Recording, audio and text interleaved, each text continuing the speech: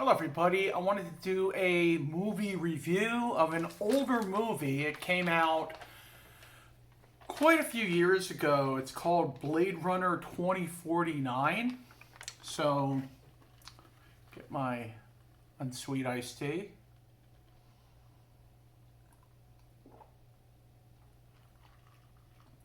Okay.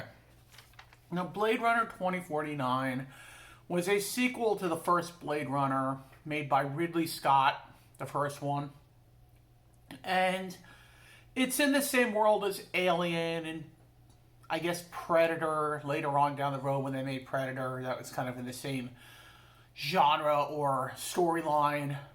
And it's actually kind of, because it was a Ridley Scott movie, the first, not Ridley Scott, Cameron made Terminator, but somehow it's intertwined with that as well.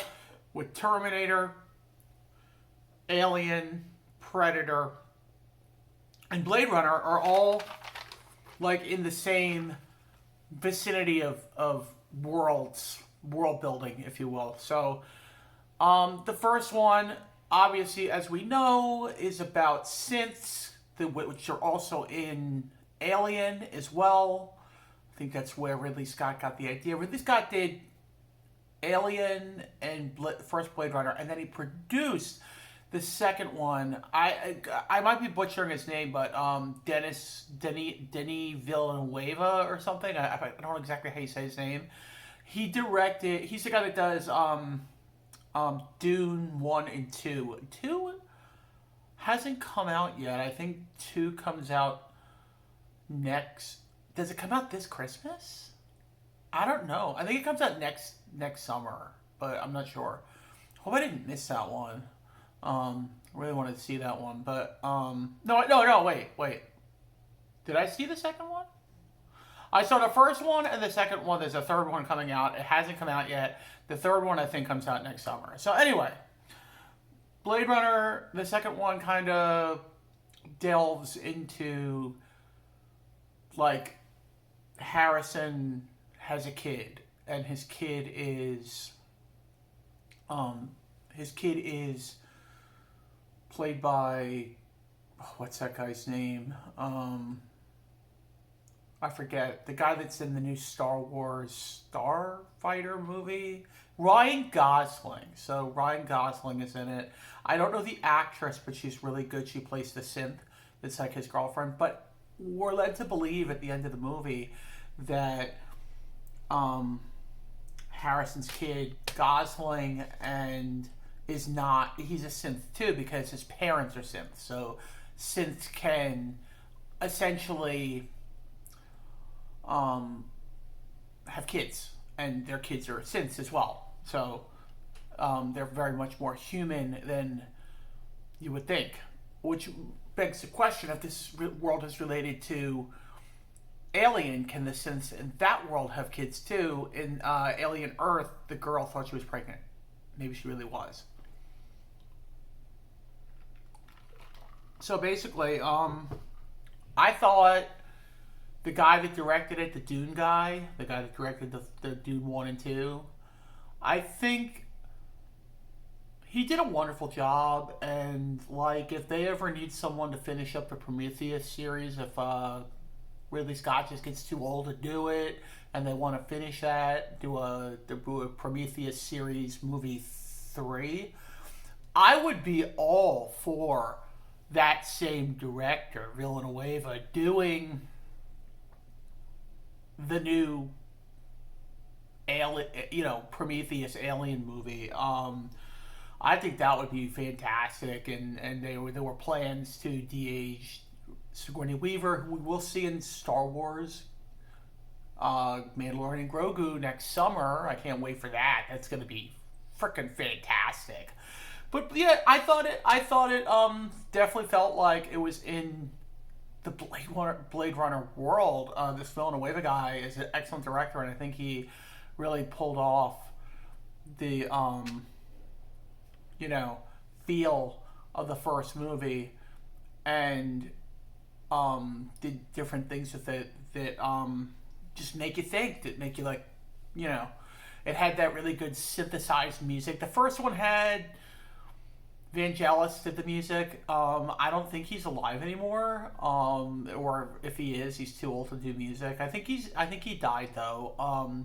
So they got Hans Zimmer, who's like freaking excellent, fantastic. I mean, I wouldn't quite put him up on a pedestal with John Williams, who basically revolutionized movie music.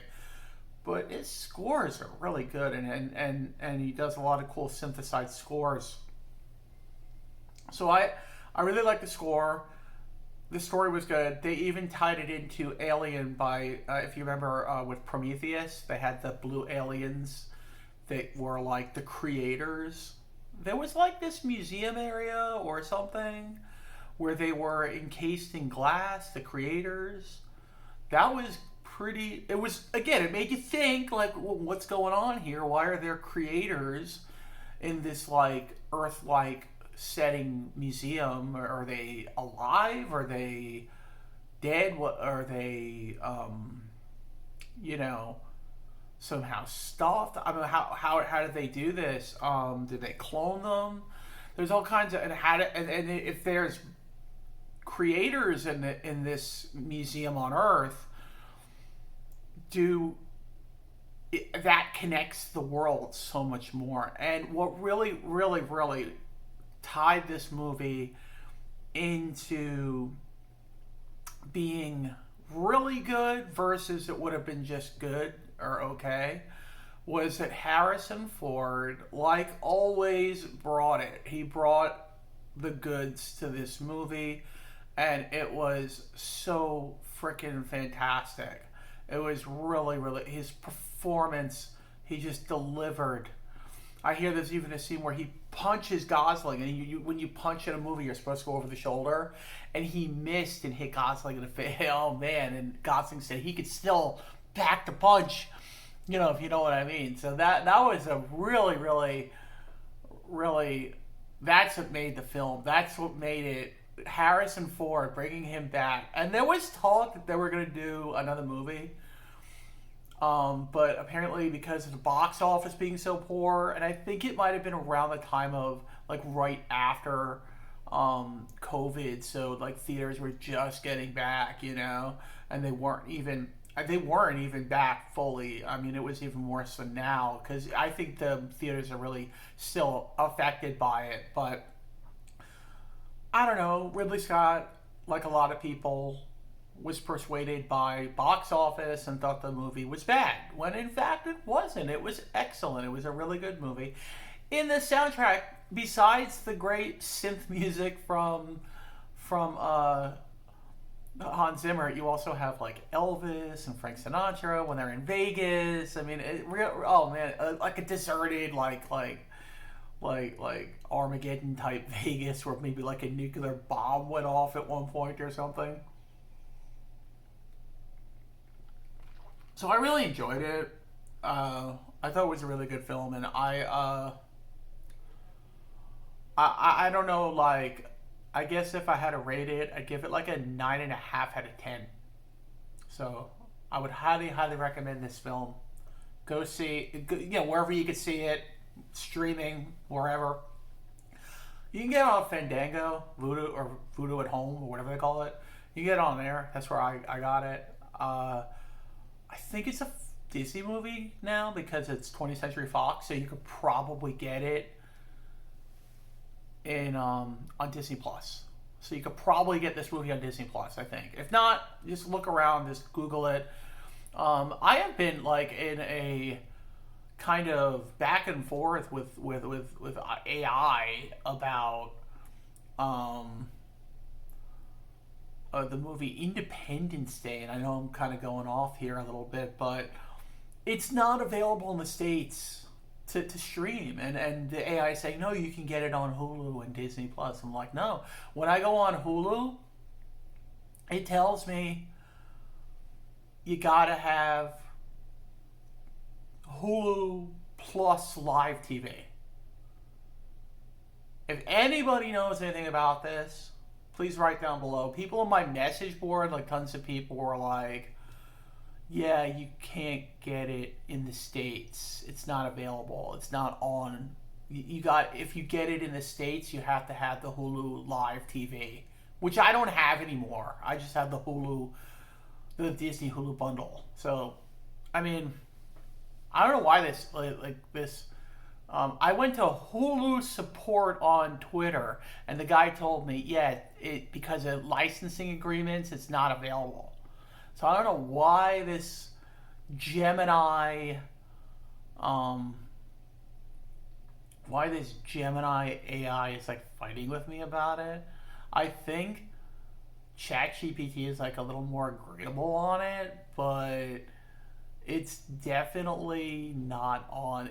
It gives you a message. You have to upgrade to Hulu Live TV to get it. Otherwise, the only way to get it is you got to live in like England or Europe or something. So I don't know.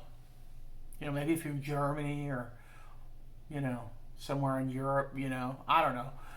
I just know that it won't let me watch it on my Hulu. There's nothing wrong with my Hulu and Disney Plus. And then I tell the actual website, not the one on Twitter. I tell Hulu that I can't get. Well, he says, "What else can't you get?" I said Indiana Jones, but that's because of licensing agreements. And it's telling me, "Oh, we'll fix that." No, you're not going to fix it because it's licensing agreement. It's on Paramount Plus. The only one you can get on Disney and Hulu. I don't think it's available on Hulu, but it's available on Disney. Is Disney Plus. You can get the new Indiana Jones movie on there, but not the old ones. The old ones are on Paramount Plus. It's all licensing agreements. I mean, I'm surprised these AIs can't figure this shit out. I mean, they're supposed to be like smart, right? They're not always right. They're wrong a lot of the time on things, and even when you tell them something straight out, they like don't understand what you're saying or something. I don't know. But anyway, that's gonna be it, guys. I just want to say I love the movie Blade Runner 2049. My only beef with it is like 2049. If you think about it, it's not that far down the road. Couldn't they have made it like a little, or is this like a timeline thing from like the original? But yeah, that's a little off the numbers because in 2049 we're not gonna live in a world like that, basically. Hopefully, unless Trump does something to it, who knows? Or some president, where in the future does something effed up, maybe nukes the world or something. I don't know. And we just get technologically advanced by then. I don't see it happening.